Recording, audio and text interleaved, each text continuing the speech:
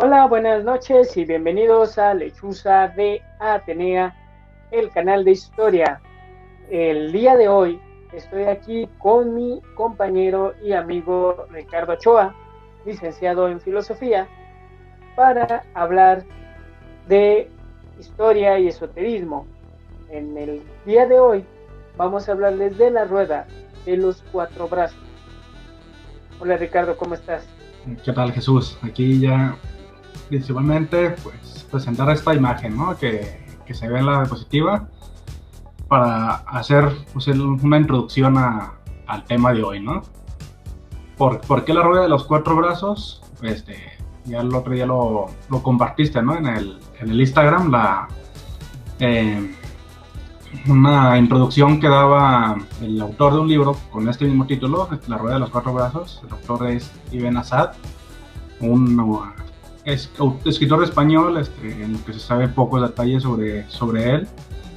Pero bueno, lo importante de este texto es de que da una visión esotérica, se puede decir, o más bien suprahumana de la historia, ¿no? Como bien menciona el subtítulo del libro.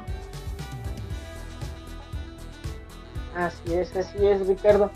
Y de hecho, justamente, bueno, antes de comenzar ya a entrar en Sí. materia, bueno, también los que me siguen en Facebook, este libro se los posteé para que pudieran descargarlo, puedan leerlo por ustedes mismos.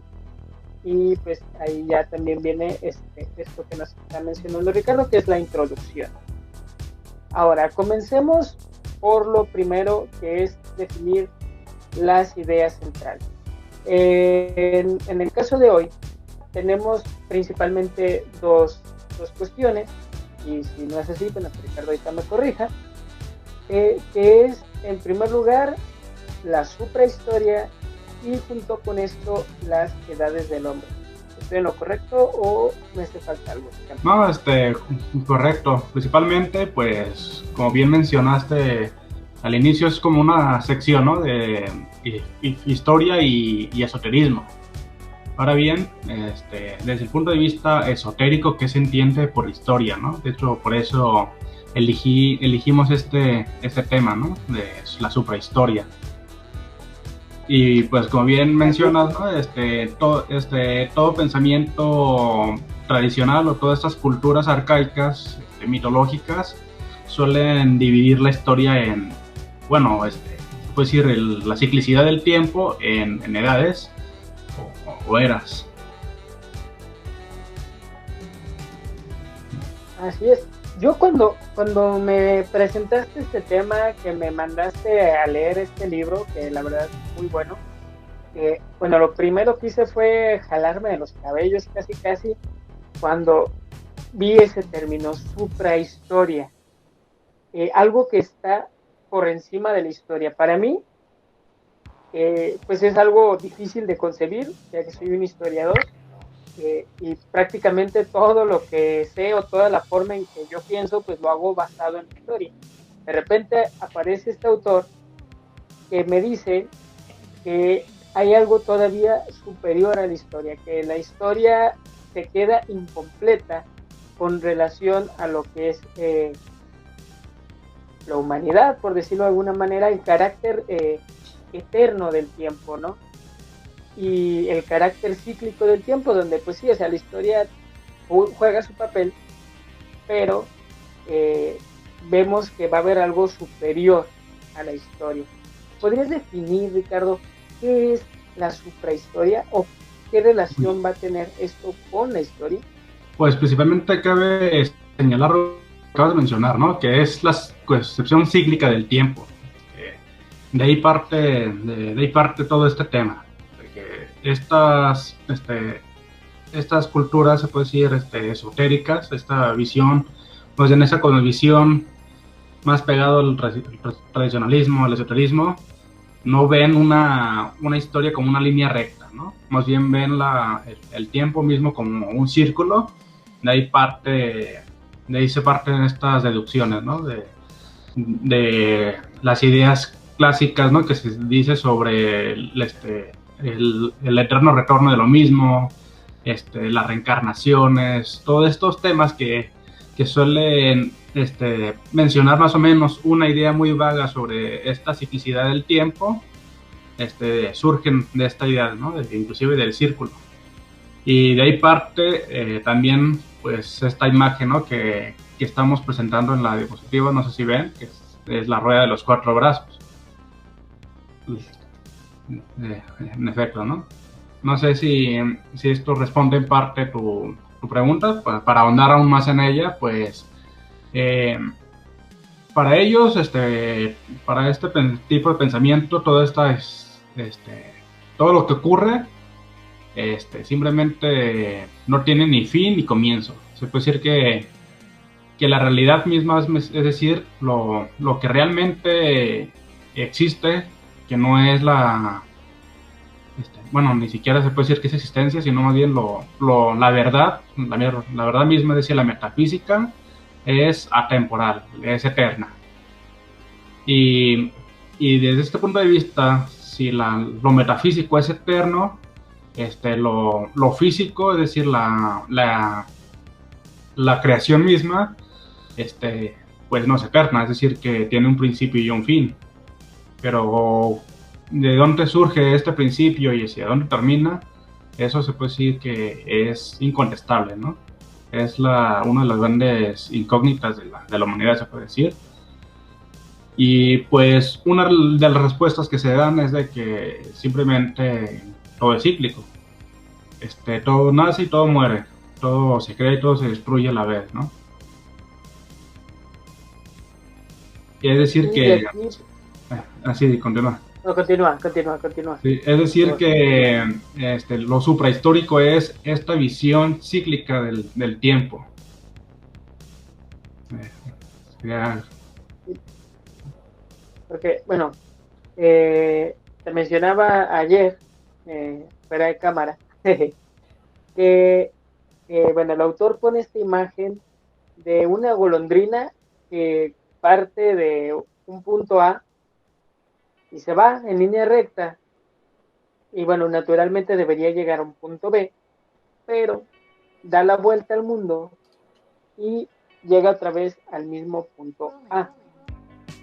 Para nosotros, como seres humanos, como individuos, esto, bueno, sería, si fuéramos la golondrina, esto sería ilógico. O sea, si yo estuve yendo en línea recta todo el tiempo y llegué al mismo punto, solo hay dos posibilidades.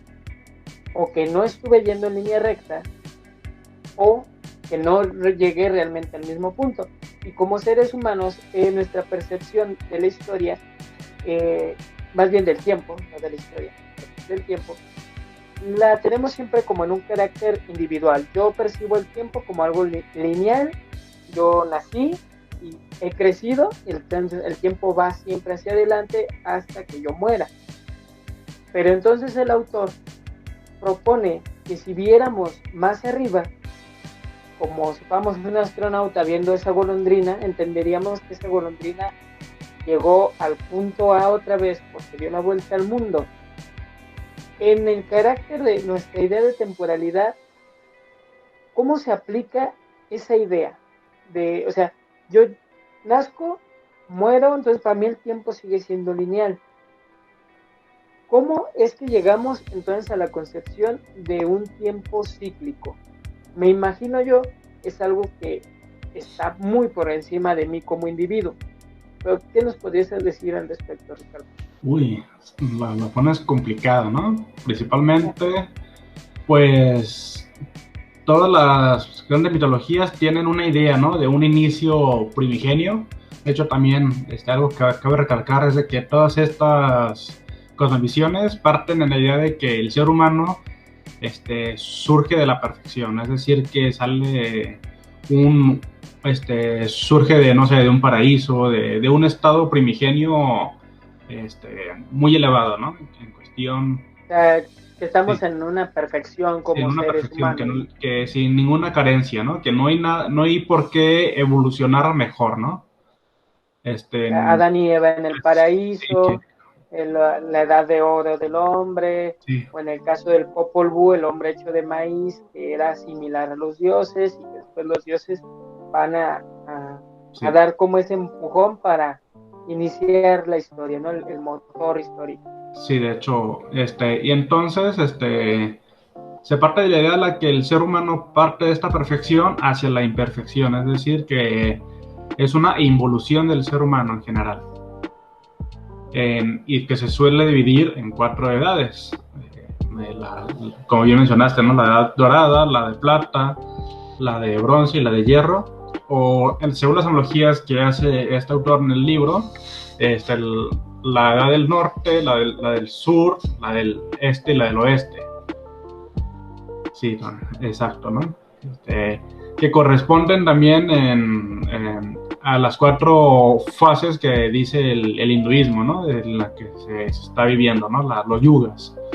Que según el hinduismo estamos en el Kali Yuga, es decir, en el ciclo del oeste. Curioso, ¿no? Que últimamente destaca más la cultura occidental, es decir, la cultura del oeste. Es en la que es, por decirlo que se puede decir que es la era del hombre europeo, se puede decir, ¿no? O de Occidente. Y en general, ¿no? Si estos 4 edades son cíclicas también, entonces se va a llegar un momento, ahora sí, ¿Retorno? de caos, es decir, que se va ahora sí a reiniciar, ¿no? El ciclo. Es decir, que va a haber un aniquilamiento, ¿no? Se puede decir de la era para surgir una nueva era. Ahora la cuestión es de que ese aniquilamiento no es de la noche a la mañana, ¿no? No es un parpadeo. Es algo... No es como ver un diluvio universal, ni una lluvia de fuego, un apocalipsis. No, aunque todos esos son símbolos de todo esto que te comento, ¿no? Todas estas grandes catástrofes, es decir, el apocalipsis mismo es un símbolo de este cambio de ciclo, ¿no? Recuerda también el asunto milenarista, ¿no? De que cada 1000 años, según eso, va a haber una gran catástrofe, ¿no? Nosotros vivimos el 2000, ¿no? De que va a haber gran apagón, las computadoras van a dejar de funcionar y todo ese asunto. También Y2K. ¿Mande? Íbamos a vivir el Y2K, que no ha llegado, ¿verdad? Sí, también en el año 1000, el cristianismo también entró en cierta crisis milenarista, es decir que cuando surgen los cátaros y toda esta idea del fin del mundo, y bueno, encima de eso, bueno, después llegaría la peste, ¿no? Sí, curioso, ¿no? Que después del milenio llega la peste. ¿No será que estamos repitiendo lo mismo? Después del segundo milenio llega una segunda peste.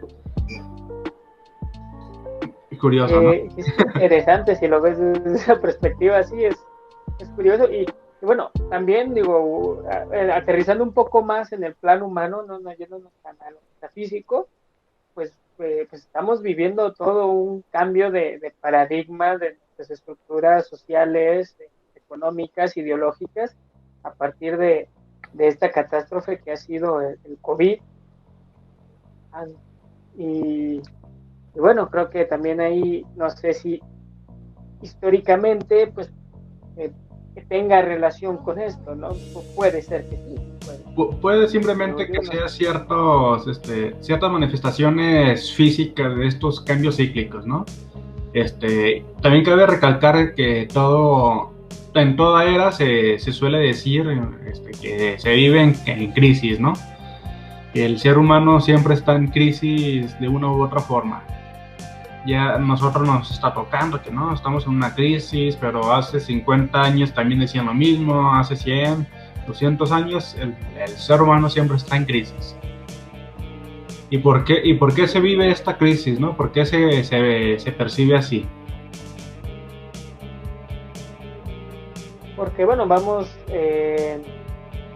creo que tiene que ver más con un sentimiento de nostalgia, con ese, como dices tú, ese pasado primigenio, que también puede ser, bueno, en el caso individual, un retorno, por ejemplo, a la infancia, Ujú. o como sociedad, bueno, hay sociedades que experimentan cierto auge, y que pues da esa añoranza a ese auge, o que en el auge pues siempre va a haber como grupos de personas que piensan que ese esplendor es símbolo de una decadencia y que pues, antes se vivía mejor, cuando la vida era más sencilla, y estas cuestiones. Es como una eterna nostalgia, ¿no? En la que también estamos sumergidos, deseando, como dices tú, tiempos anteriores que eran mejores, pero que si vas a esos tiempos, en esos tiempos decían, no, esto es crisis, esto está muy mal, antes se vivía mejor, y creo que así podemos irnos hasta encontrar la edad dorada. En efecto, ¿no? No sé. Y hablando de eso, ¿no?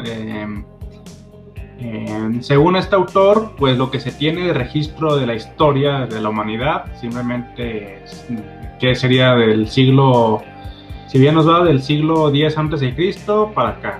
Es decir, que Sí, antes, aproximadamente. sí, más o menos, depende de las fuentes, ¿no?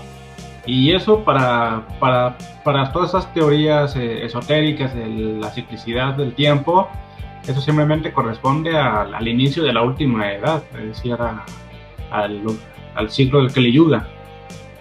El inicio de la humanidad histórica es el inicio del Kali Yuga. Nos estamos perdiendo 3 ciclos más y aún más grandes según la forma en la que miden el tiempo, es decir, según ellos, el círculo de las 4 edades no es proporcional. Es decir, que las 4 edades no duran, por ejemplo, 100 años, ¿no? 100 años entre una edad y otra, sino de que la primera dura 10, la segunda dura 6, la tercera dura 3, la cuarta dura 2 y hasta ahí, ¿no? Es decir, de que no son paralelas, no son idénticas. No, Y no es sí, un eje fijo que no son, parte ambas, sí, no es de sino que que cada 100 años empieza un ciclo, ¿no? Entonces, según, según esta visión suprahumana, es decir, más abarcativa. Pero ya a partir de ahí se va haciendo subciclos, es decir, que dentro de cada ciclo se puede subdividir en otras nuestros 4 ciclos menores, y esos 4 cada uno se va dividiendo, ¿no? Hasta terminar siendo pues el ciclo de un día, ¿no? Del día y la noche. Se observa cómo va cambiando el día de una forma más o menos proporcional, ¿no? La noche, pues, son 12, aproximadamente 12 horas en penumbra. Eso no sé, realmente me equivoco en estos cálculos. Bueno, depende sí, depende de la ¿no? estación y todo, ¿no? Sí, Pero depende lo ideal, así como el equilibrio, sería decir, ok, creo que son en los equinoccios, donde podemos decir, tenemos 12 horas de oscuridad, 12 horas de luz. Pero, por ejemplo, si nos vamos al solsticio, por ejemplo, creo que, o sea, los días son más largos que la noche, y sí, viceversa. O sea, cuando vamos al invierno, por ejemplo, aquí en el hemisferio norte al menos, pues la noche más larga del año la tenemos el 21 de sí, diciembre, ¿no? O sea, que el día realmente es exageradamente corto a comparación de lo largo que es la noche. sí, y es algo curioso, ¿no? De que en el invierno la noche es más larga, es decir, en un tiempo de crisis más difícil. No hay como, ahora sí, la primavera, inclusive es hasta algo, a pesar de que sea un poco más largo que el invierno, pues la primavera se disfruta un poco más el día, pero el invierno, pues, inclusive ya a partir de la tarde ya es insufrible, ¿no? Se nota más cierta cadencia de la comodidad. ¿Sí? Sí, ya empieza el frío y, o sea, incluso apenas son 4 de la tarde y aunque esté el sol, ya el frío arrecia. Digo, los que tenemos suerte de vivir en una zona semitropical, digo, los que están más al norte, pues ya, yo creo que Sí. desde que amanece el crudo frío, ¿no? Y entonces el invierno como símbolo de este Kali Yuga, ¿no? De este estado de crisis, de esta dificultad,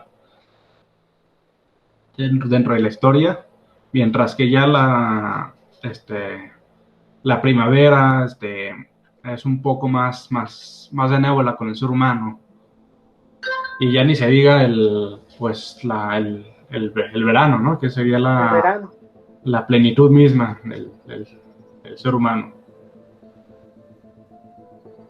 Pero Entonces, si lo podemos ver desde cierta perspectiva, podríamos decir que para el Kali Yuga, nosotros vivimos el invierno de la humanidad, el invierno de los tiempos, sí, pero a la espera de una primavera, es decir, que está siempre también ese horizonte de alcanzar finalmente de vuelta, regresar, retornar a esa edad dorada, ¿no? Que es la contraposición a la nostalgia, que es el deseo de este futuro, de esa utopía.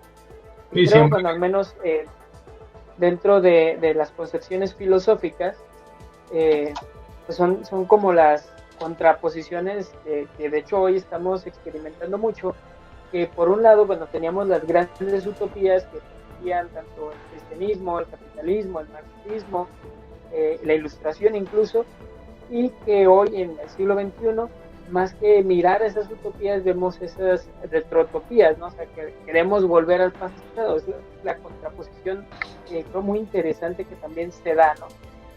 Pero esa retrotopía también es búsqueda de una utopía en un futuro, o sea, no solamente volver atrás, sino volver atrás pero hacia adelante. Una cosa Sí, difícil de explicar en lenguaje. Una contradicción del lenguaje, ¿no? Volver al futuro, dirían. Pero sin DeLorean. Sí. Sí, más o menos esa es la Y es idea, ¿no? aquí. Recuperar lo perdido. Y de ahí surge, ya entrando más de lleno a ideas generales sobre el esoterismo, surge esta idea en la alquimia de encontrar el oro filosofal, el oro como símbolo de esta pues primera edad, de esta edad de, pues, para la redundancia, dorada, y que es más que un mineral bruto, es este estadio personal inclusive, que se refleja ya en la existencia misma. Y aquí ahorita que vuelvo un poquito a mi contradicción del lenguaje, y creo que también es uno de los puntos importantes que hay que tomar respecto al autor y de por qué elegir poner imágenes, pues tiene que ver de que el lenguaje pues siempre se va a ver limitado, como nos decías otra vez en el en vivo que tuvimos en Instagram. El lenguaje se ve limitado para expresar estas cosas. Entonces, dependemos de este tipo de símbolos, como es el caso del círculo, para entender estas cuestiones que al menos en el lenguaje o en nuestras concepciones filosóficas más tradicionales, entre comillas, pues nos sería imposible o muy difícil de explicar. Que es ahora sí que como bien una de las médulas del libro, que es hablarnos del círculo, el retorno. Sí, de hecho el círculo es ahora sí el símbolo, uno de los símbolos primigenios, porque primero está el punto, y el punto surge el círculo. Es una figura geométrica que no tiene, se puede decir, ni inicio ni fin. Es decir, que ¿dónde empiezas tú a dibujar un círculo? En la parte de arriba, la de abajo, la del este. Pues da igual de dónde lo empieces porque vas a terminar donde mismo. Y está el meollo, ¿no?, de este tema. Que da igual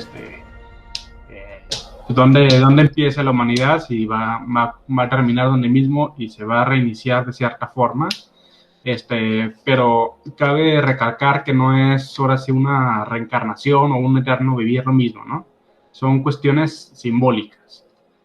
En cuestión metafísica, desde una perspectiva metafísica, todo se reinicia, todo inicia y acaba donde mismo. Pero nosotros estamos en la física. Para nosotros, no vamos a un día morir y al día siguiente volver a nacer tal cual. Y tampoco vamos a migrar hacia Es otra... lo que lo que yo te preguntaba hace rato, ¿no? Que yo como individuo, pues no lo puedo experimentar porque yo estoy en lo físico.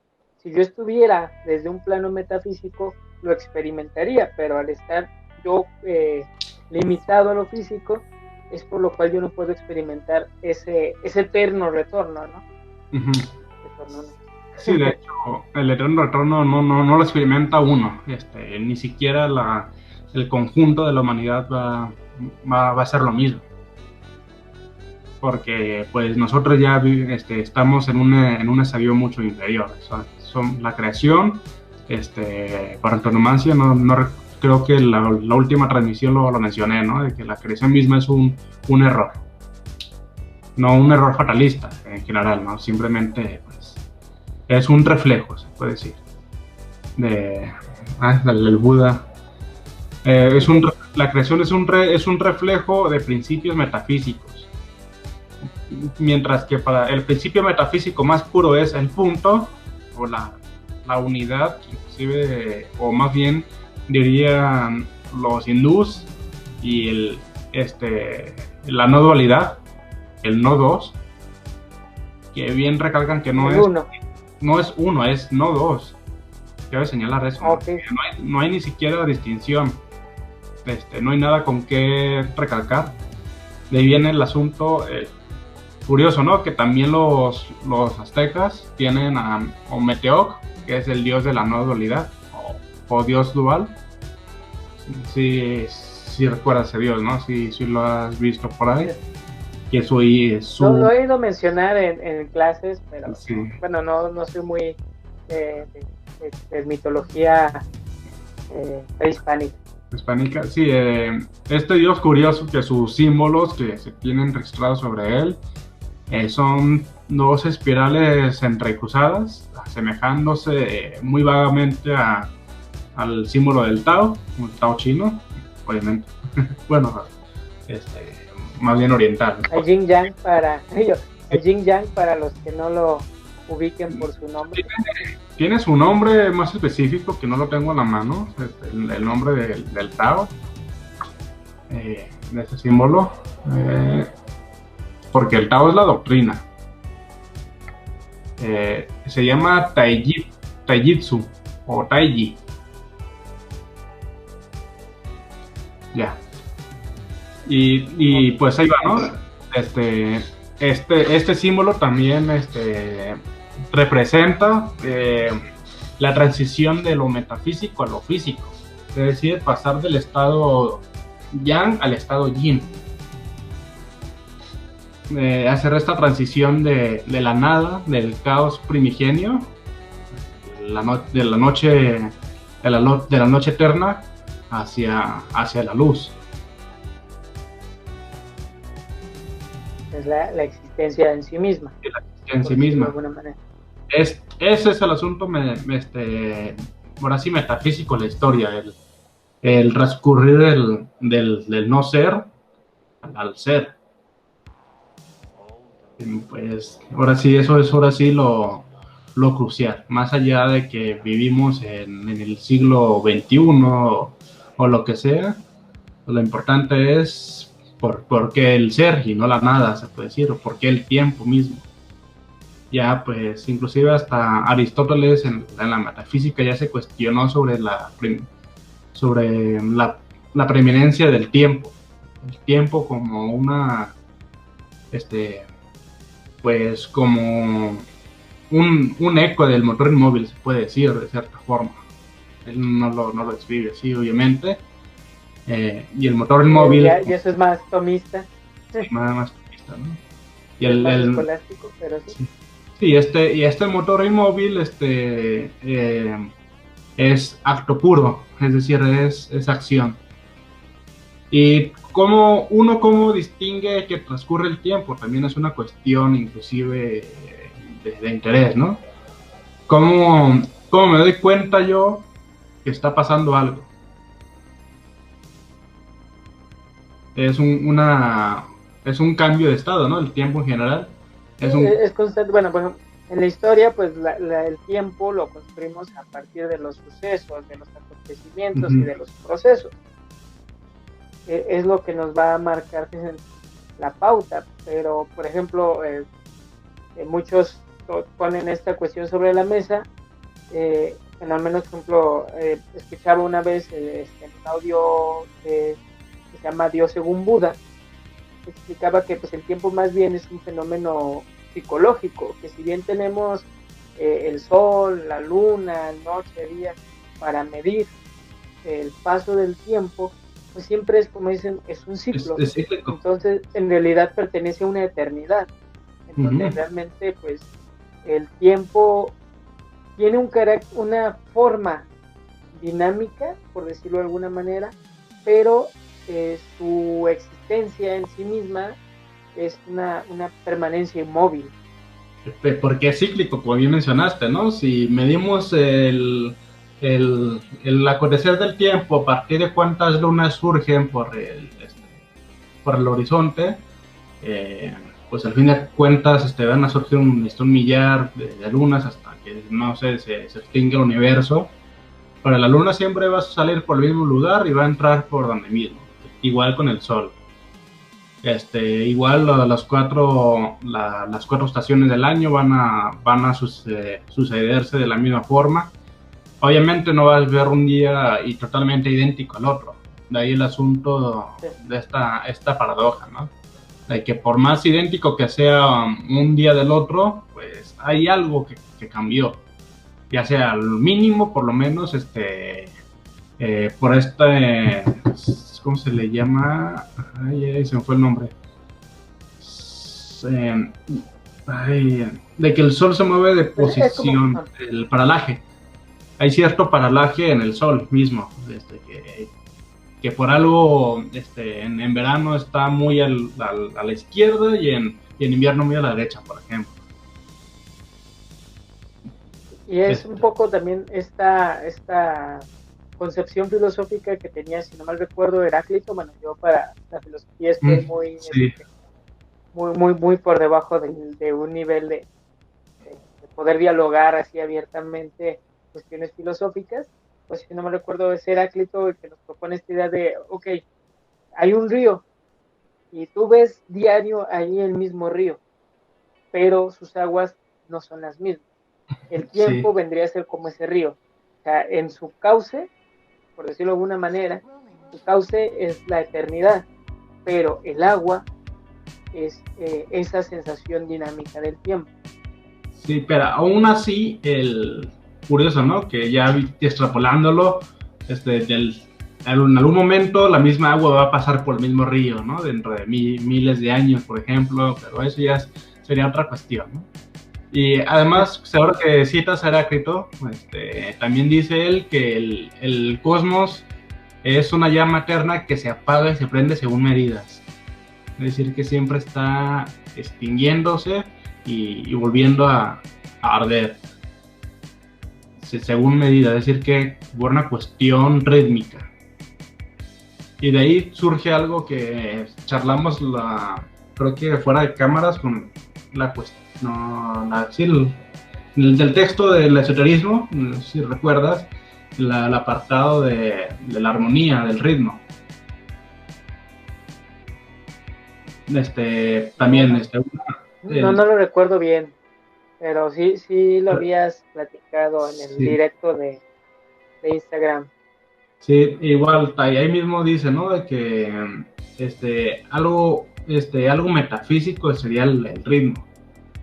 Y este ritmo lo captamos uno mismo lo capta con la respiración. Inhala y exhala. Es un ritmo de existencia y no existencia, se puede decir como analogía, ¿no? De entra y sale. De ahí viene también curiosamente, según este autor, Benoist, no recuerdo bien cómo se pronuncia, de ahí viene el asunto de la meditación en estas escuelas orientales, ¿no? El budismo, el hinduismo, que se centran mucho en la respiración como medio simbólico para captar ideas metafísicas. Sí. No había pensado, o sea, porque cuando he llegado a practicar meditación, pues siempre es así como dices tú, inhala, exhala, y bueno, todo lo demás. Pues no había pensado, hasta ahorita que lo dices, que ahora estoy respirando en modo manual, al tomar conciencia de mi respiración. Ahí disculpen los que también los hacemos respirar en modo manual y en automático, que es el inhalar, existencia, exhalar, no existencia, bastante fuerte. Sí, y muy bien, también... ahora nos vamos al otro punto, que son las edades del hombre. Que bueno, ya hemos estado tocando así como superficialmente la idea, acariciándola, pero creo que hemos encontrado de un niño poniendo sus velitas. Y bueno, esta también me encontré que también, bueno, vestigio de aquí del simbolismo, ¿no? Del centro, de los 4 brazos, sí. y los 4 brazos, ¿no? Si no mal recuerdo, es el Camino Rojo de la Montaña, que ya me tocó vivirlo. Bueno, una anécdota personal, fueron 4 días de ayuno, meditación, nada de alimentos ni agua, completamente aislado, y que bueno, inicias en lo que es el amarillo, que es la oración, y terminas en el blanco. Curiosamente, como pueden ver, bueno, en la imagen, el negro está antes del blanco. El negro es el día que tú mueres, simbólicamente en este proceso. Tú mueres para, en el blanco, volver a nacer y comenzar el ciclo de nuevo. Pero así, ya fuera de mi anécdota personal, vamos a decir las edades del hombre. Tenemos 4 edades, en el círculo, 4 edades del hombre. Una dorada, que es el ciclo del norte primigenio, el perfecto, el ciclo del norte. Luego tenemos la de plata, que es el ciclo del sur, si no mal. Sí, el ciclo del sur, lunar, plateada. Luego tenemos el de bronce, que es el este. Y finalmente, bueno, el de hierro, que es el que nos toca vivir, que es el del oeste. Pero bueno. Haciendo analogías, ¿no? Con Tolkien, el ciclo del elfo, del humano, del enano y del orco, ¿no? Oh. Pues eso menos, ¿no? Las 4. ¿Manda? Sí. Las 4 razas. Muy bien, pues empecemos por la edad dorada. La edad dorada. Ay, esa. Pues, ¿qué dice el autor, no? Esta es la edad más mítica, de la que se tienen menos vestigios sobre esta edad, ¿no? Son la edad de los titanes, es decir, de los gigantes. Surge, según este autor, en el norte, ¿no? En el hemisferio norte.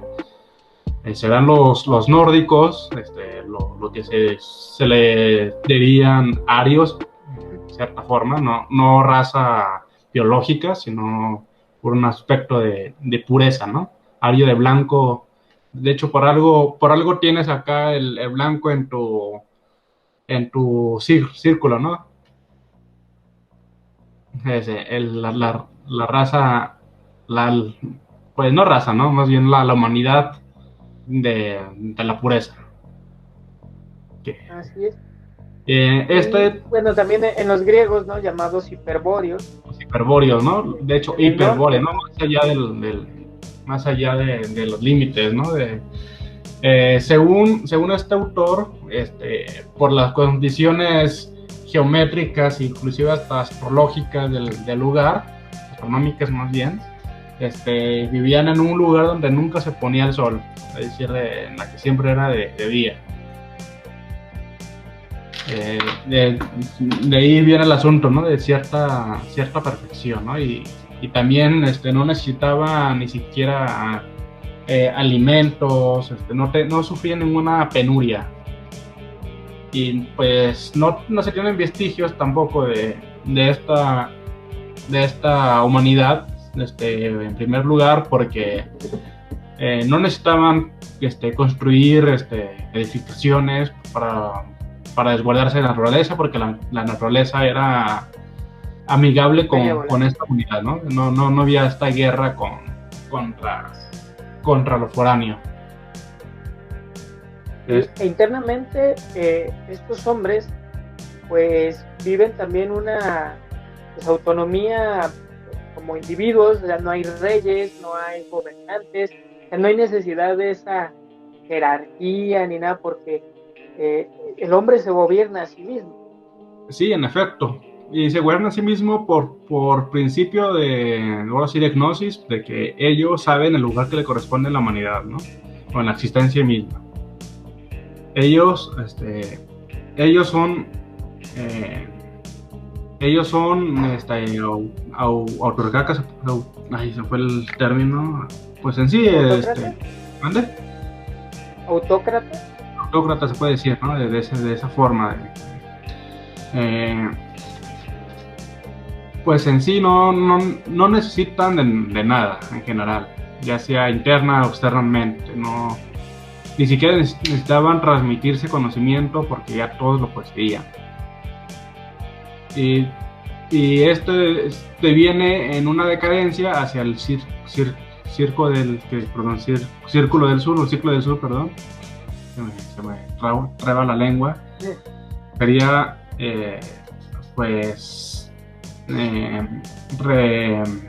enfatizado por la función del sacerdote o del sabio, por dicho. Okay, aquí esta gnosis, conocimiento, esta capacidad empieza a quedar olvidada, a quedar en decadencia, y es donde necesitamos del sacerdote para poder acceder otra vez a ese estado, ¿no? Más que a ese estado, es al conocimiento, ¿no? Porque si se accediera al estado, volveríamos a retornar a este, pues, valga la redundancia, ese estado, ¿no? Más bien solo queda como el conocimiento más que la experiencia. O me equivoco, o estoy acá divagando de más. No, son cuestiones interesantes lo que menciona, de que el conocimiento mismo implica un cambio de estado. Pero no es de que cambie toda la humanidad simplemente porque uno mismo reconoce la verdad. Es decir, que tú sepas lo que sea correcto de hacer, no significa que todos los demás también ya lo hagan, y que se vuelva de repente a la utopía. De ahí el problema, ¿no? Ahora sí, de la historia misma, ¿no? De que tanta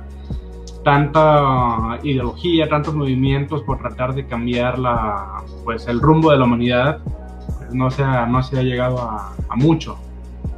Y que inclusive hay muchas cosas que se empiezan a ahora sí perder aún más. Si bien en tiempos anteriores se conectó Doralín. Ya vamos a acabar. Chales. No te creas, no vamos a acabar. Si bien vamos como a un poquito más de la mitad. Sí, mencionabas. Si bien se fue la idea.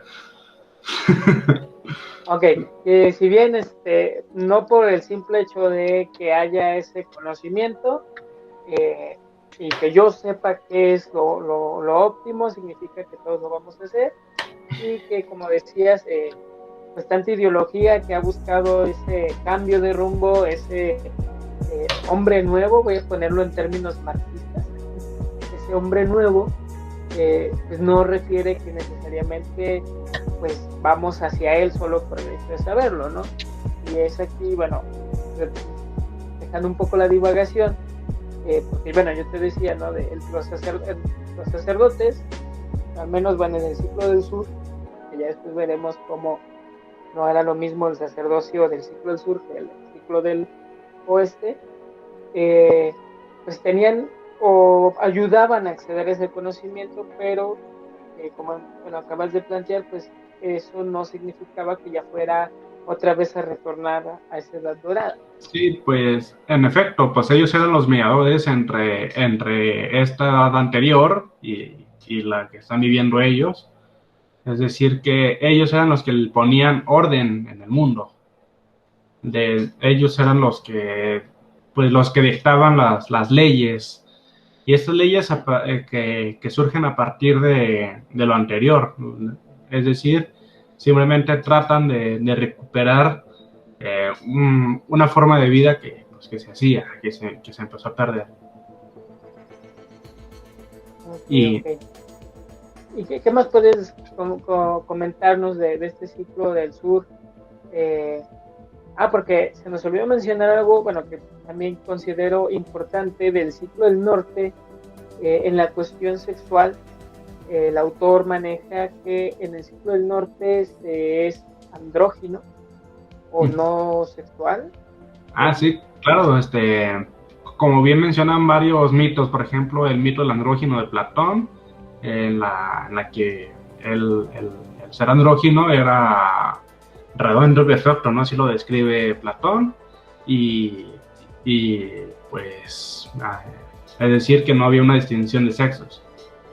Y ahí surge también, por ejemplo, el caso de Adán Cadmón, es decir, el Adán antes de la separación de Eva.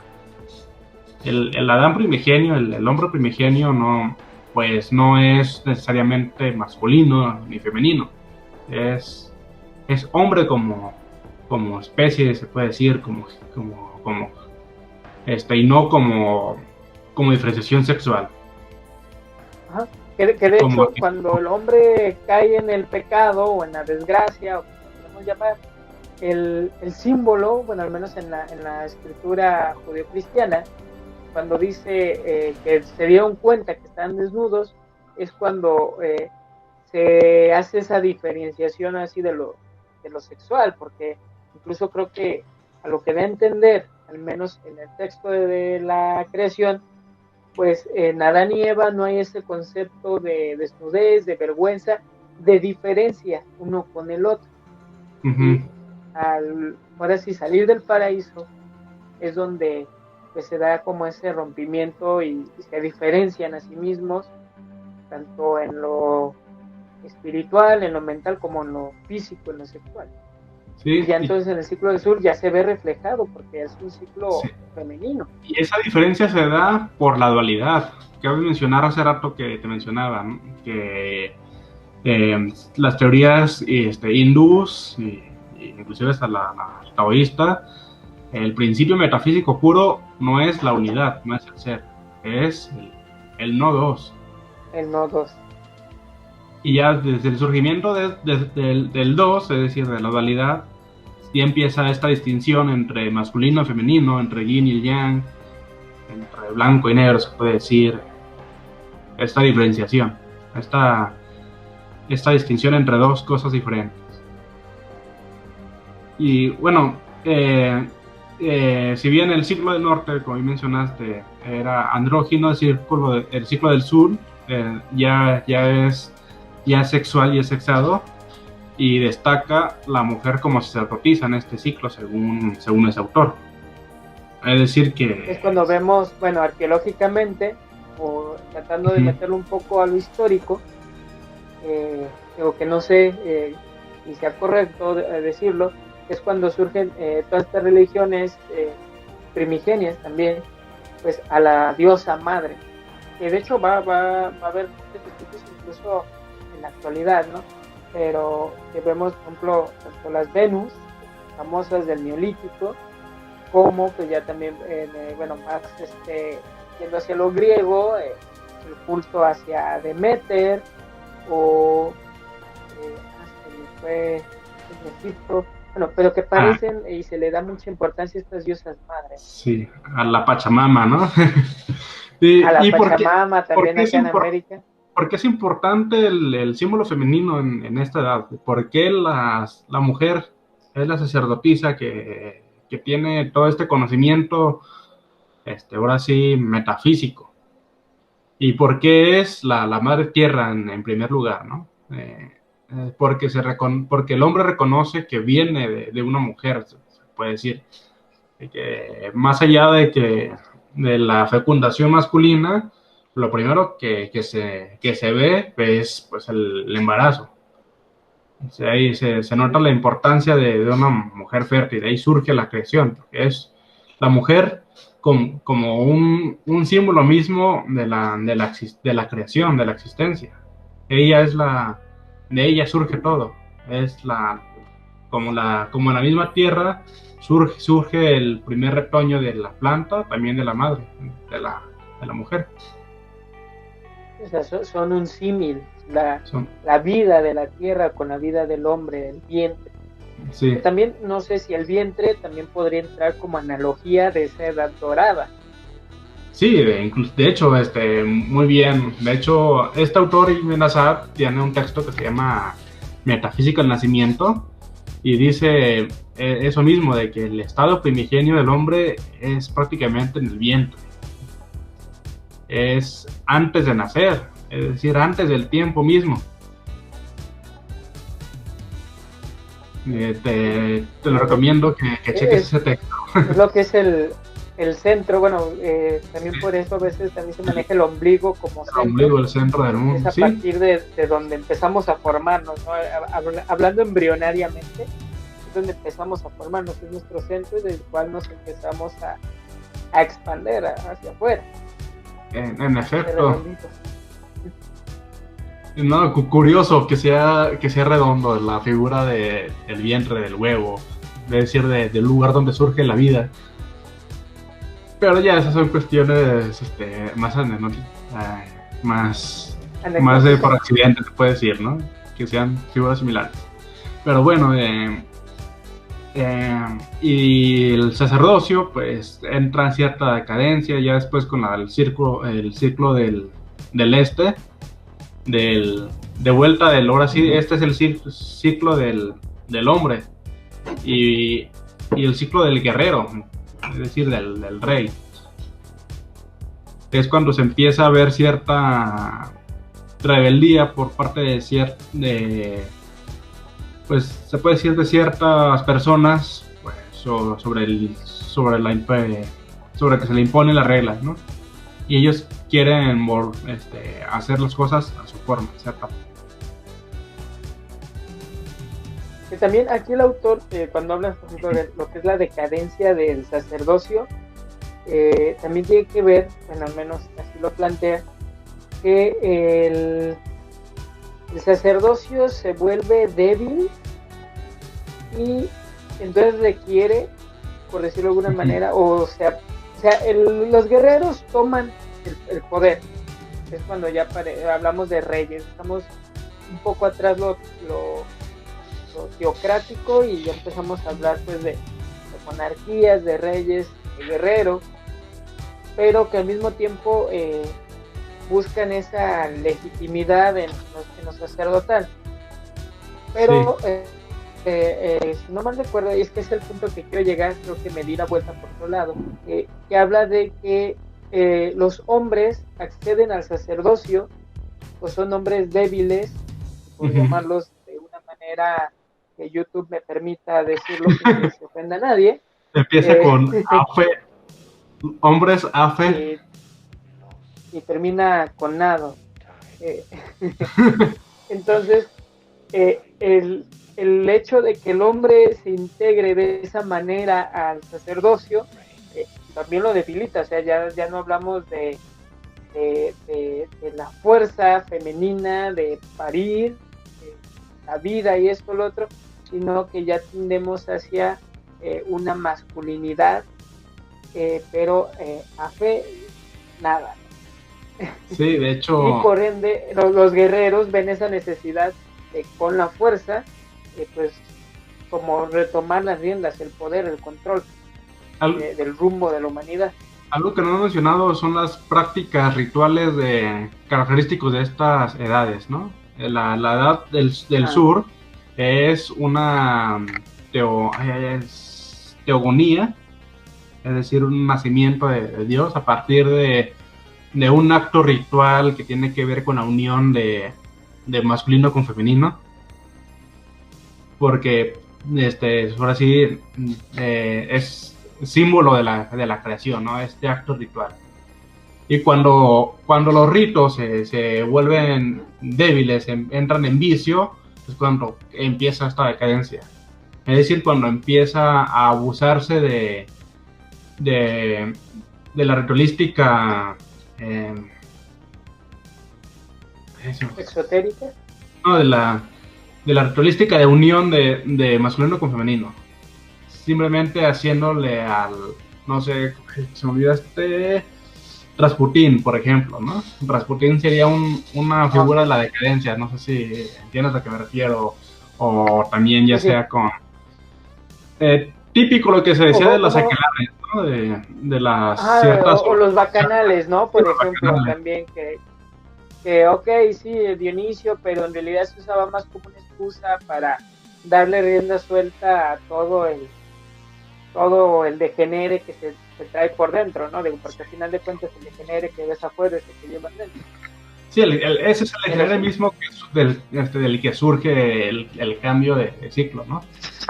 Y de ahí el asunto de que la decadencia del sacerdocio, no, no solo porque toman el poder ciertos hombres, sino que inclusive hasta esos hombres que toman el poder puede que tengan este degenere.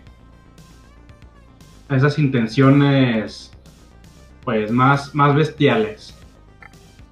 okay. No, y que de hecho, bueno, historizando un poco ese punto, pues tenemos mucho vestigio, tanto arqueológico como ya pues escrito de historiadores, de cómo ya muchos ritos en muchas culturas vivían ya una completa degeneración, e incluso pues, se vive actualmente en ciertos puntos, que ya después entraremos un poco más en detalle en eso, ¿no? Pero ese es tu, ya hay ese doble rasero de que ya no es tanto el contacto con lo divino, sino como yo, sacerdote o grupo de sacerdotes, nos beneficiamos y aparte pues nos regeneramos. Sí, en efecto, ¿no? Y es que el acto de la unión corporal entre masculino y femenino era un asunto pues sagrado, que pues simplemente imitaba a los dioses por ese asunto de teogonía, es decir, el surgir de un dios. Bueno, y ya lo que caracteriza al ciclo del este, que es el que ya estamos, es el guerrero, y su ritualística, como bien menciona el autor, es una ritualística sacrificial. Y no solo sacrificios humanos, ¿no? Sino sacrificio También animales. al animal, lo que se caza. Es decir, que el alimento obtenido de la naturaleza es una ofrenda hacia los dioses. Que se hace estas ofrendas hacia los dioses a partir de, por ejemplo, cierta... fue el nombre de empieza con I. Bueno, darles el tributo al fuego. Ok, la inmolación. Inmolación, ¿sí? La inmolación al Okay, fuego, ya. principalmente. Y aquí, y también volvemos un poco a lo histórico, lo historicista, digo, al fin y al cabo historiador, y que también aquí, bueno, vemos ese símil, por ejemplo, con el surgimiento, ya sea, por ejemplo, de la religión judía, que ya también aparece como una constante el sacrificar animales, eh, o en lo que es Babilonia, incluso ya en Grecia, ¿no? O sea, ya se vive como común el sacrificar, ¿no? El inmolar. Y bueno, los pueblos prehispánicos no se vive. Hablando de esto, no estoy bien documentado sobre el asunto de la religión judía, sus orígenes, pues se caracteriza por el sacerdocio masculino.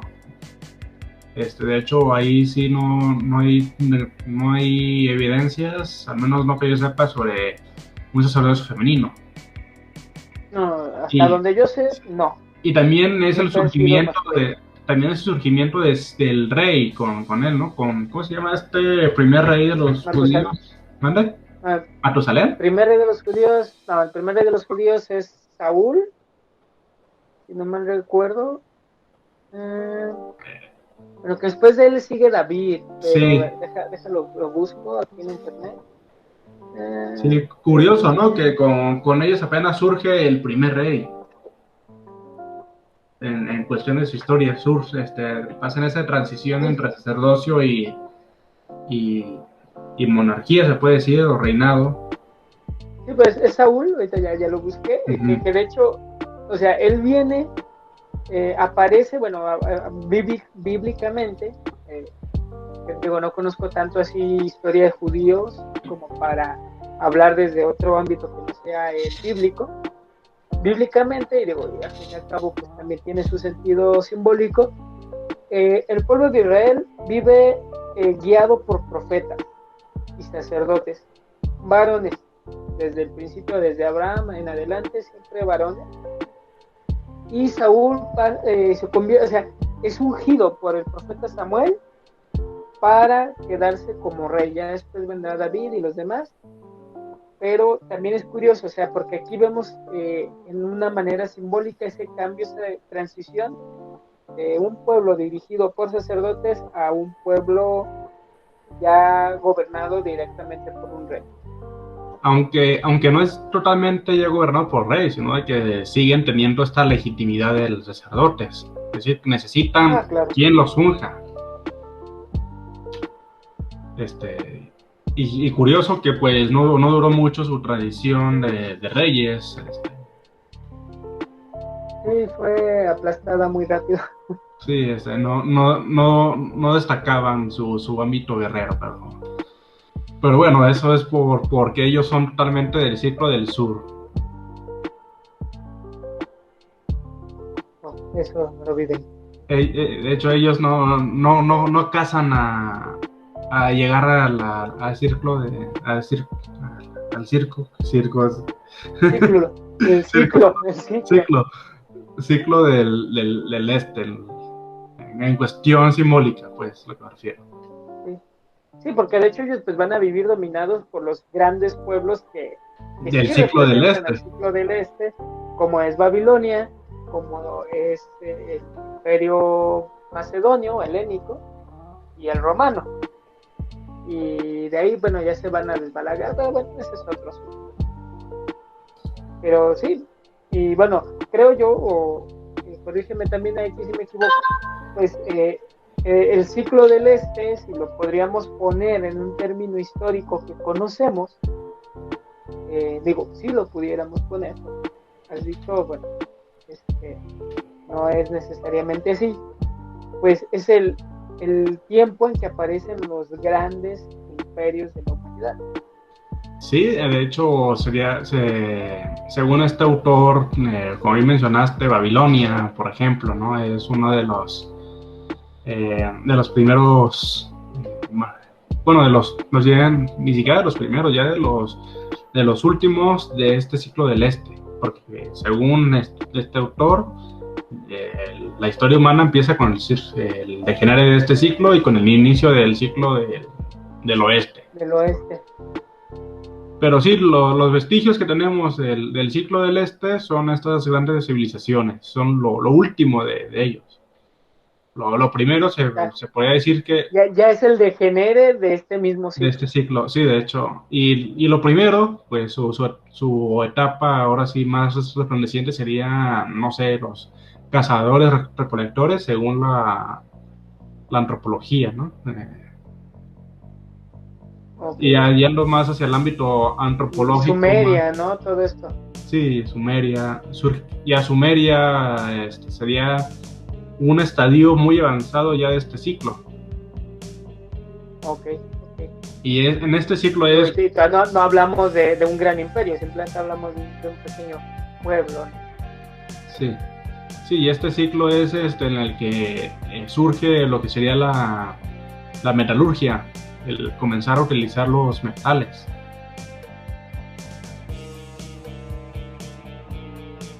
porque también aquí influye mucho también en la cuestión de la concepción de lo divino, porque aquí Dios ya es presentado más como un artesano, volviendo al mito de la creación, que no solo es judío-cristiano, sino también tiene su origen en Babilonia, donde Dios es un alfarero al final de cuentas. O sea, Dios tiene esa labor de modelar, de forjar.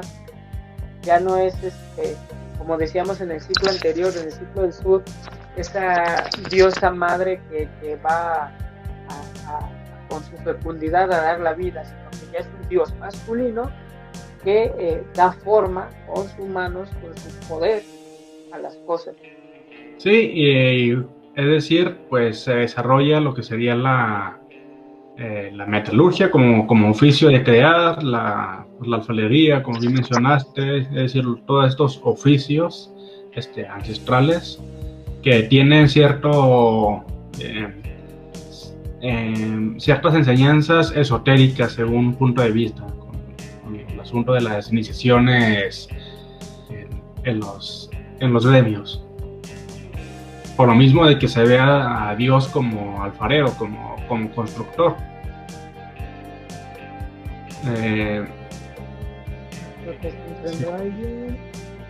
Continúa hablando. Y ahora, si bien en el primer ciclo la naturaleza no era pues ajena al hombre, en el segundo ya el hombre se ve como resultado de naturaleza, es decir, que él ve su origen en la naturaleza. En el tercero ve que se puede manipular la naturaleza a su gusto, a su voluntad. Y ese es el degenerismo de este ciclo, el ver la naturaleza como un enemigo, de cierta forma, es decir, pues el animal, más que un alimento o una ofrenda hacia los dioses, es un peligro, de cierta forma, es algo que debo de destruir para yo vivir. De ahí viene la idea de que o eres cazador o la presa. Este es el degenerismo de matar o morir, en pocas palabras. Matar o morir.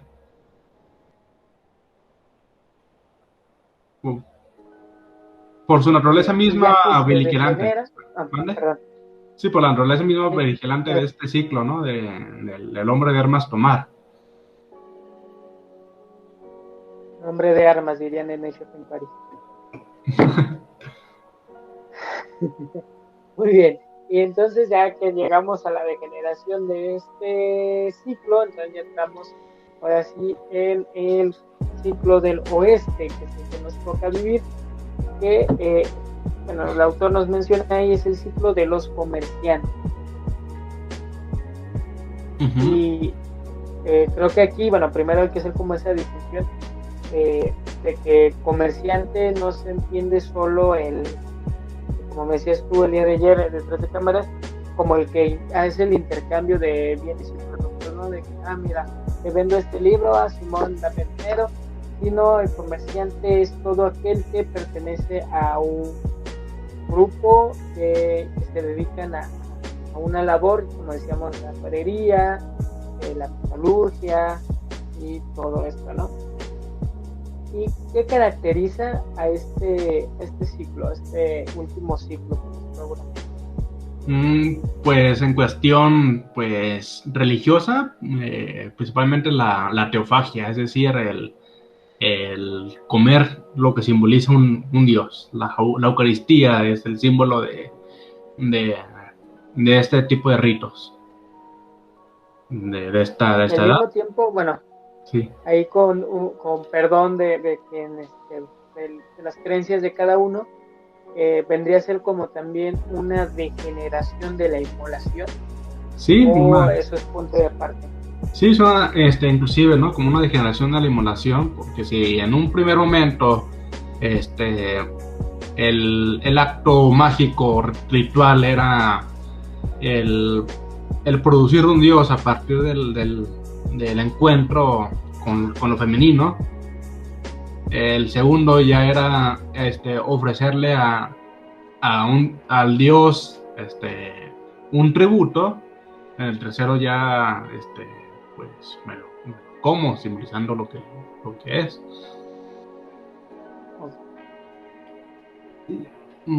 ¿Y cómo puede ser degenere de la inmolación?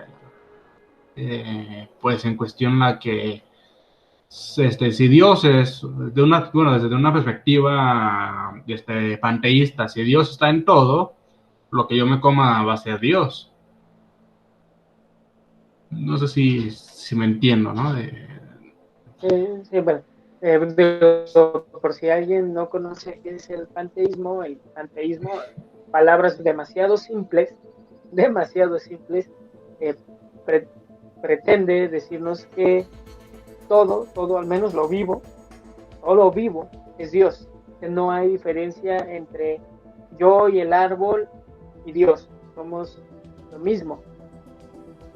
O más bien creo que va un poco más a que el árbol es un Dios y yo aparte soy un Dios. Depende de la Digo, corriente. porque ya me Sí. confundí. No, Bueno, no, depende de es que la de corriente repente me confundí. panteísta. Hay unos que dicen que ni siquiera hay distinción entre una cosa y otra. Por lo mismo, ya sería más inmanentista. Bueno, en general hay muchas corrientes que se refieren a ese tipo de ideas de que Dios en cada cosa de una forma diferente. ¿Y por qué Por bueno, ejemplo, la Pachamama que viene a decir, ok, todos somos parte de esta misma deidad, pero no por ello yo soy una deidad. Y en cambio hay otras que sí plantean, yo soy una deidad, tú eres una deidad completa. sí, pues el asunto pues ya serían cuestiones metafísicas y teológicas sobre el asunto de que todos participamos de Dios o del ser. Ser como analogía bueno, como sinónimo de Dios. El ser puro, el ser absoluto. Si todos tenemos ser y el ser es Dios, todos tenemos parte de Dios, de divino. Esas son Bueno, ya así sería meternos a en grandes otras rasgos, ya cuestiones, sería ¿no? cuestiones más teológicas. Pero bueno, ¿qué puede que realizar al ciclo del oeste? Uy, según la tradición hindú, este ciclo, más que ser el ciclo de los mercaderes o de la última casta, según ellos, es en la que realmente no hay una distinción general de las castas. Y algo que no hemos comentado es esta división por niveles, ya sea, bueno, pues en general, ¿no? Pues de castas. Sí, sí. Está en primer lugar el Digo sacerdote. pero hay que aclarar castas, digo, por si hay alguna persona con cierta sensibilidad y error de términos, castas no vamos a hablar de razas, porque hay gente que lo pone en un sinónimo. Hablar de castas es hablar de razas, aquí no se está haciendo como desde ese punto racial, Sí, sino no social. desde, como decías, social, exacto. Sí, sería más bien Es una función social. Sí, está en un primer nivel el sacerdote, después o en sánscrito el Brahma, el Brahmin, perdón. Después sería el Kshatriya, el rey o el guerrero. Después sería el comerciante y después la casta siempre se me olvida el nombre. En general de la servidumbre, Los pues. siervos. Sí, de los siervos. Ajá, yo desde los siervos, la Sí, servidumbre, eh, la chusma, como sí, se llama sí, mucho. sí, el sacerdote se caracteriza, como bien mencionábamos, de que tenía acceso al conocimiento primigenio, a la verdad. El rey es el que lleva el que lo llevaba a cabo en actos, pero no es de que él hiciera algo, sino de que él pues ordenaba a los demás qué hacer. Y por último, pues los otros pues obedecían haciendo eso. Sí, Sí, como te decía ayer, el sacerdote es sabe el qué, el qué. el rey sabe el porqué de hacer las cosas y la servidumbre sabe cómo hacer. En efecto. Y por último, los que ni siquiera saben cómo y nomás lo hacen, ¿no? La automatización. En automático. Y ahí, pues, sería, pues, por ejemplo, Aristóteles dice en la metafísica que qué diferencia hay entre el albañil y el arquitecto. Bueno, él no lo dice en esos términos, obviamente, es en términos griegos, y que el arquitecto sabe por qué se tiene que construir una casa de tal forma y el albañil sabe cómo hacerlo, y ya. No tiene conocimiento de causa el albañil de, de por qué hacer un arco con tales dimensiones, todos estos cálculos arquitectónicos. Él no sabe Y por si qué. lo, y si lo hace, es más, por ejemplo, si Más dijéramos, si intuitivo. yo pongo a construir a un albañil, pongo a construir una casa desde su conocimiento, bueno, un grupo de albañiles, y otro grupo les pongo un arquitecto, eh, podríamos decir, ok, los albañiles sin necesidad del arquitecto construyen la casa, o como dices tú, desde una cuestión intuitiva y lo hacen más por una pues constante imitación de dicha práctica, ¿no? Sí. En cambio, el arquitecto, bueno, términos aquí más simbólicos o metafóricos, pues el arquitecto pues va a hacer sus cálculos y todo, no solo para construir la casa por per se, sino para que esta pues sea óptima en más de un sentido, sea bella, sea una estructura pues funcional y también al mismo tiempo que cumpla con ciertos cánones. Sí, y por último sería el chalán, ahora sí que ni siquiera sabe el cómo porque todavía no ha llegado a la práctica, simplemente lo pone a hacer actividades Le más dicen, simples, ¿no? ponte a hacer la mezcla, sube los ladrillos. En efecto, ¿no? Esa sería la mejor comparativa entre las castas. Y el sacerdote pues es el que dice, necesito que la casa esté de esta manera para disponer de tal y tal. No, el sacerdote sería ahora sí el que lleva años estudiando arquitectura y se la pasa de docente, se puede decir, ¿no? Es okay. En general, ¿no? Pues, el que tiene conocimiento el conocimiento más profundo aún de todos estos cálculos arquitectónicos. Ya. No, Sí. mira, mejor bueno, era el dueño de la casa o algo así. Sí, ya que se hicieron esas precisiones sobre las castas, el Kali Yuga, pues simplemente no hay una distinción de castas. Cualquiera se cree sacerdote, se cree rey, es decir, cualquiera está autorizado para hacer cualquier función. Y sin tener, obviamente... Y en el ámbito... ¿Vale? No, termina tu idea, perdón. Sí, está autorizado entre comillas para hacer cualquier función sin realmente llevarla a cabo correctamente, porque esa no es su función.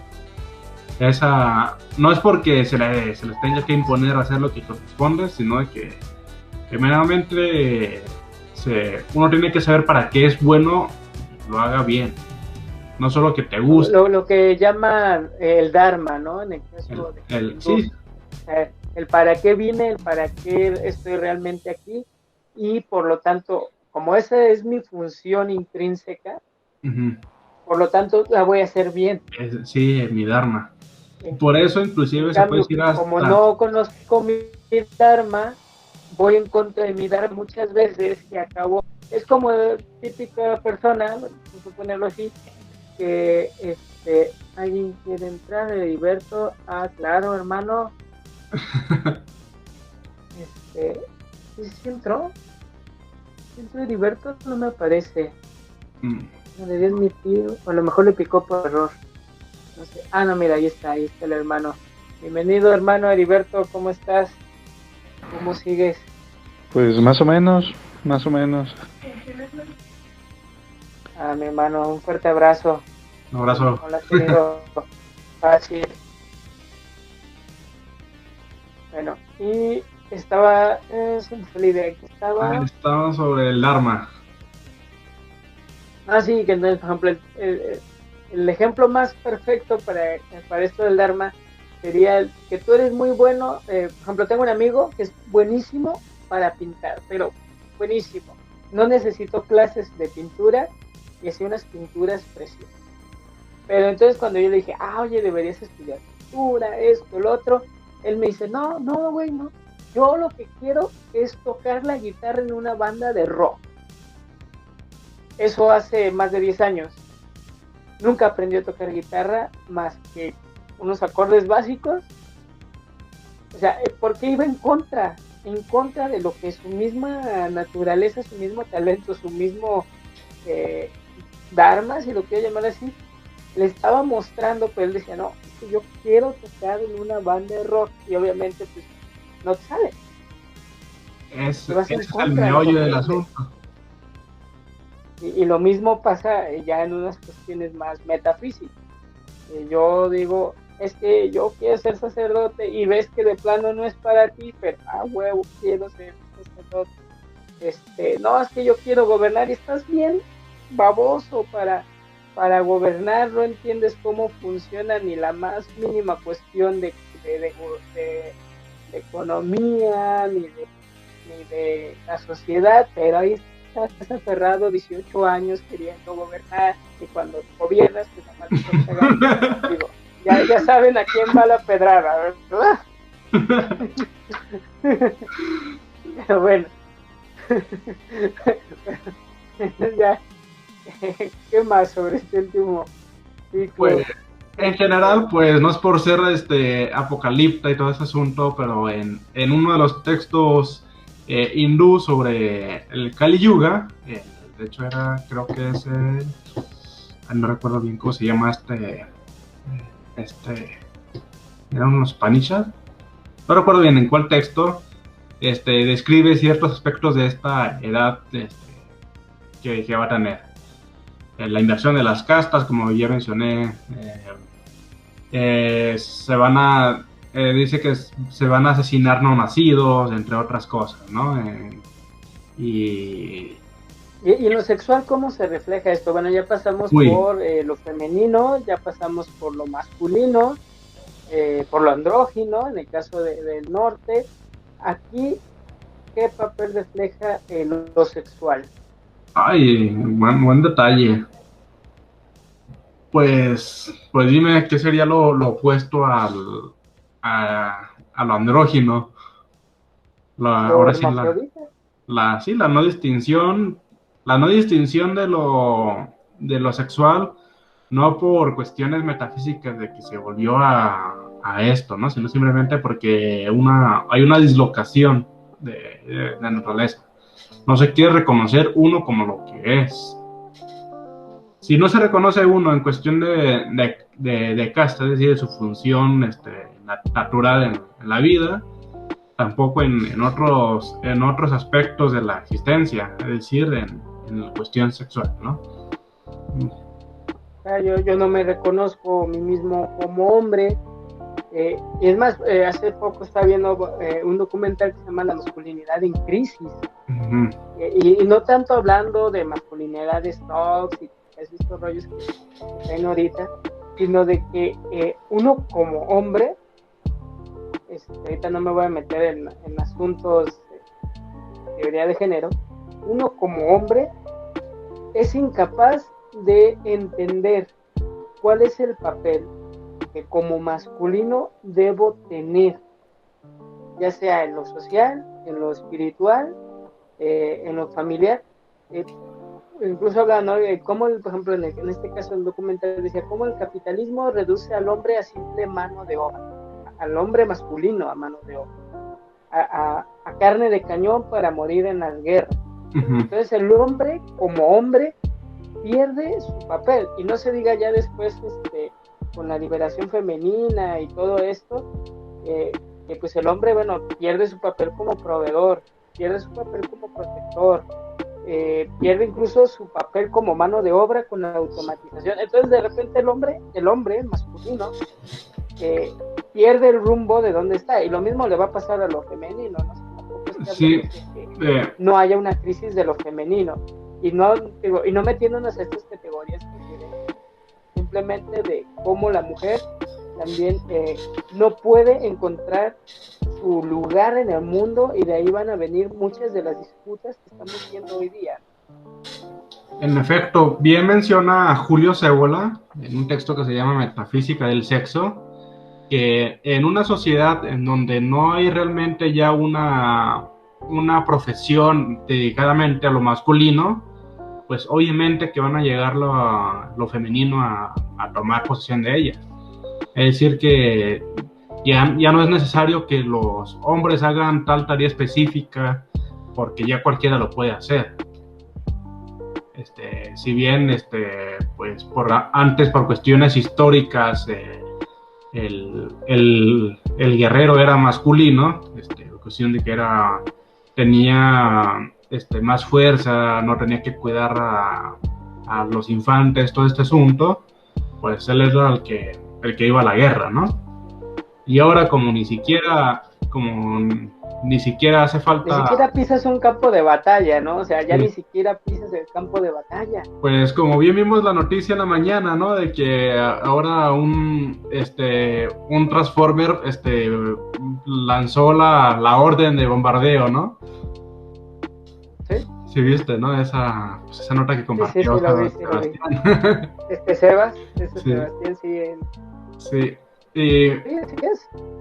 Y bien, si bien mencionamos que en el ciclo del sur la decadencia fue porque la labor femenina, es decir, el sacerdocio, se volvió degenerada por el hombre que tomó posesión de ese rol, sería lo mismo entonces en esa transición entre el ciclo del este al oeste, es decir, que el rol del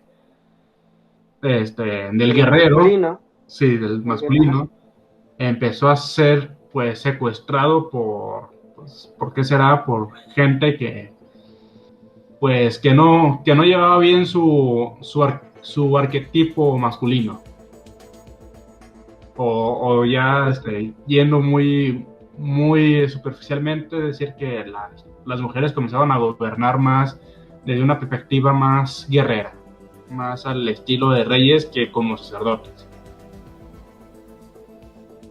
Y pues esta ¿vas a comentarlo? No, te iba a decir que entonces ya cuando llegamos a este punto, como decías tú, no quieres sonar apocalíptico, pero ya como estamos diciendo, bueno, estamos como ya en este proceso de una absoluta decadencia, entonces vendría ya otra vez ese retorno hacia la Edad Dorada y terminaría esto, o qué es lo que viene. Bueno, ya hablábamos del ciclo, creo que por naturaleza creo que pues, volveríamos al retorno, y cómo, más bien, antes de hablar de cómo de si volver o no al retorno, ¿cómo crees que podría empezar a manifestarse ese regreso, ¿no? a la Edad Dorada? Pues, si bien ya se mencionó que el ciclo del oeste está siendo gobernado por ciertos grupos, los que no estén de acuerdo con este tipo de gobiernos, pues va a tomar su vía propia. Es decir, que pues van a buscarse, o así como dicen, ¿no? Autogestionar sus comunidades de una forma más alternativa, de volver a ser autócratas.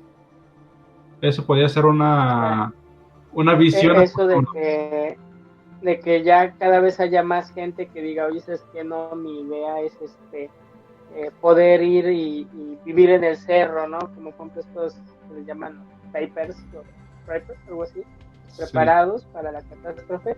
Es gente que ya vive en pequeñas comunidades o incluso solos, buscando una autonomía absoluta de sus recursos, de su tiempo y de su espiritualidad, ¿no? Y de todo sí mismo, ¿no? De hecho, pues también está esta corriente del permacultivo. También es una opción, ¿no? Hacia donde tienden estos grupos. Y el asunto sería ahora sí una dualidad entre vivir en la urbe, en la ciudad, y pues alejarse totalmente, irse al cerro, a zonas rurales, este, y empezar a vivir desde cero.